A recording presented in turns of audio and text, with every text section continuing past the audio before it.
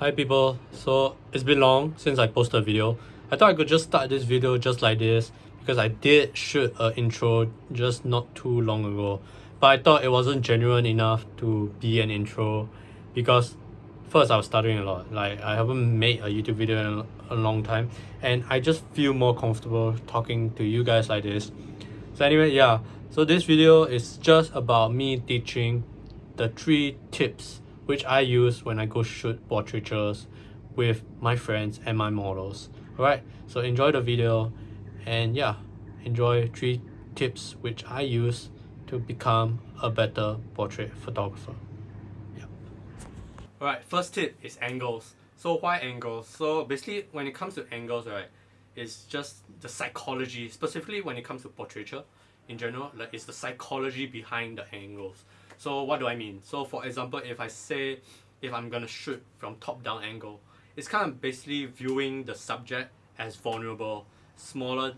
So because you're like from the viewer's perspective, it's just like you're looking down on the person. So that's the psychology behind shooting top down. Alright, so next is shooting straight forward.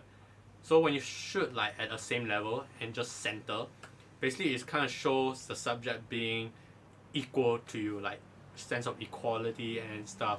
That's the psychology behind shooting straight on and center.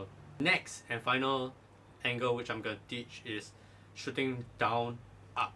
So when you shoot down up is usually what's the opposite of vulnerable is dominance.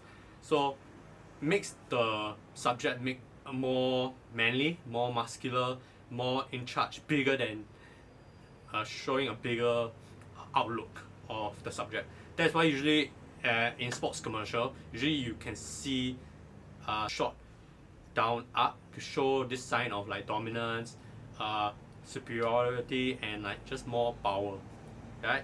So yeah, that's the reasoning behind angles, specifically for portraits in general. And I didn't know about this until I read it up and then I researched on it, and I was like, I've been using it ever since. And yeah, I hope I can use it more when I'm out there and shooting. So that's that. That's the reason behind angles, specifically for portraits. Alright, the second tip I'll just share with you guys is composition. Oh my god, I'm clapping a lot. Am I clapping a lot? I'm so sorry. Alright, the second tip I can give you guys is composition. So basically composition is basically the way you frame your subject in the picture. So like for example, the most common composition which people use is the rule of third. Basically placing your subject in a corner of the picture of the frame. Alright, so let's just pretend there's 9 grid, right?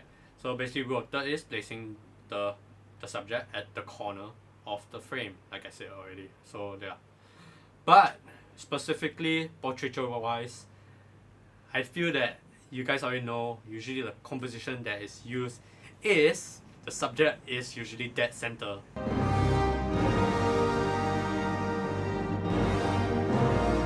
Alright, when the subject is dead center, I don't know, usually I find it just feels right that the subject is just dead center in the frame when it comes to portraiture, because you're basically showcasing the subject. You're trying to showcase his or her features, her eyes and stuff. So usually dead center is the case which we use.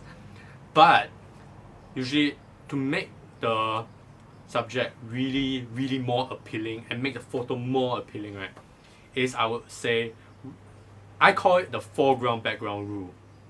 Basically it's like, for example, if I place a scarf, right, if I have a scarf and if I have asked the model to bring a scarf, I'll ask the model to I'll use the scarf. Okay, let's just say for example, right, I'll make the scarf put at the front of the camera frame and make the scarf go lead towards the subject's face.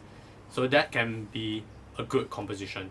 And you'll be surprised, a lot of photographers, even professional photographers, use this foreground background rule just so that you can have like a leading line towards the subject. And I use it a lot. Trust me. And yeah, that's that for composition. Alright, before I go into tip 3, if you haven't subscribed, please subscribe down in the box below. The red box, if you don't know, follow me on Instagram, please follow me on Instagram at @tune_2x. Yeah, that's that. And on to the next tip. Right, the last and final tip which I can give you guys, and this is a very important one, is to communicate. Communicate with your models, guys. Communicate. I'm getting